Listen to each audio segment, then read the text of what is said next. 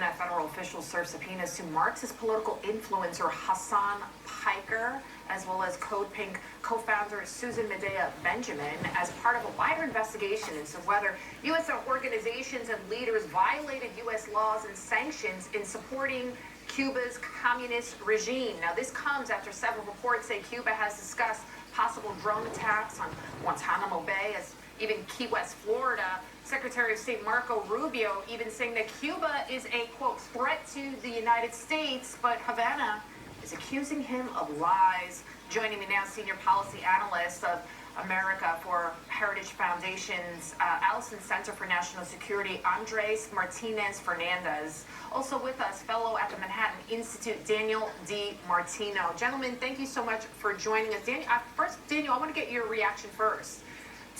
Well, I was very pleased to learn of the subpoenas to Medea Benjamin and to Hassan Piker. I hope that this is just the beginning, because the truth is the greatest national security threat posed by Cuba, Venezuela, and other foreign regimes is actually not military. It's political. It's that they have infiltrated the American political system. Remember, they trained the mayor of Los Angeles when she was a teenager, Karen Bass, in Cuba.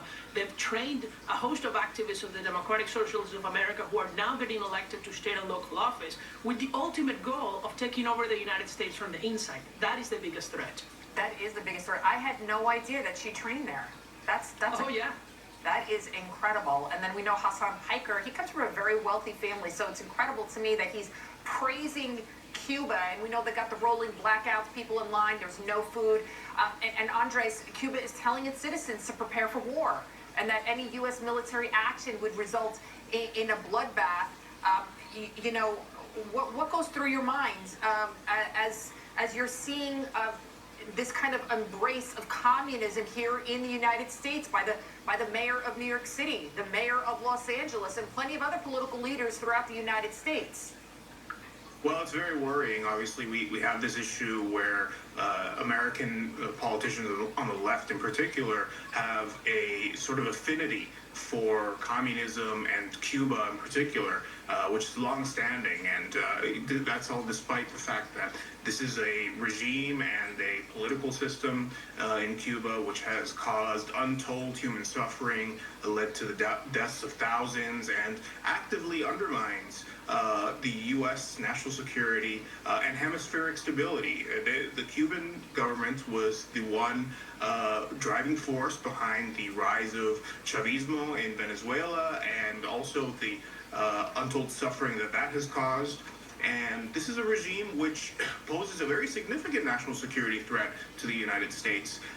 While it may not be a conventional military threat, obviously the Cuban military is a very outdated and under-equipped, relying on Soviet-era equipment. It does pose a asymmetric threat, which it's using different tools, including these drones which are being acquired, the use of espionage, which has penetrated the top levels of the United States government, and its collaboration with extra-hemispheric powers, China, Russia, which all have a significant presence that is welcomed within Cuba, to undermine directly the U.S. national security. So in that way, it is a very clear and substantial threat that the Cuban regime poses, and that's been the case for quite a while, but thankfully the Trump administration is finally acting on confronting that.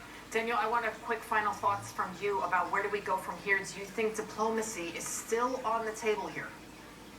I don't really think that these regimes respond to diplomacy. You know, if they're willing to kill their people. Remember, this is a group of people that have been in power for 67 years in Cuba.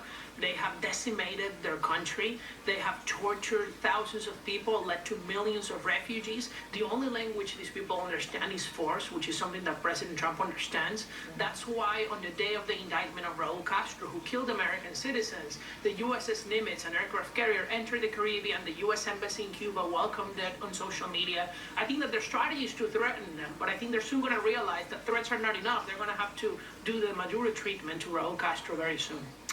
We shall see what happens there. Yeah, that indictment coming down for murder after Americans were killed in those two separate plane crashes. Andres and Daniel D. Martino, thank you guys.